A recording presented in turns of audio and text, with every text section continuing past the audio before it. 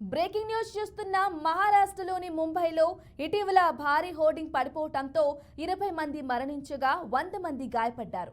ఆ ఘటన మరొక ముందే పూణేలోనూ మరో హోర్డింగ్ కూలింది. ఈ ప్రమాదంలో 2 వ్యక్తులు గాయపడ్డారు. పూణే షోలాపూర్ రాష్ట్ర రాజధానిపై రహదారిపై కవాడిపుట్ టోల్ బూత్ సమీపంలో భారీ హోర్డింగ్ పడిపోయింది.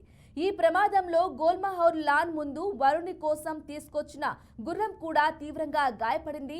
ఘటనా స్థలానికి చేరుకున్న పోలీస్ బృందం క్షతగాత్రులను చికిత్స నిమిత్తం ఆసుపత్రికి తరలించారు.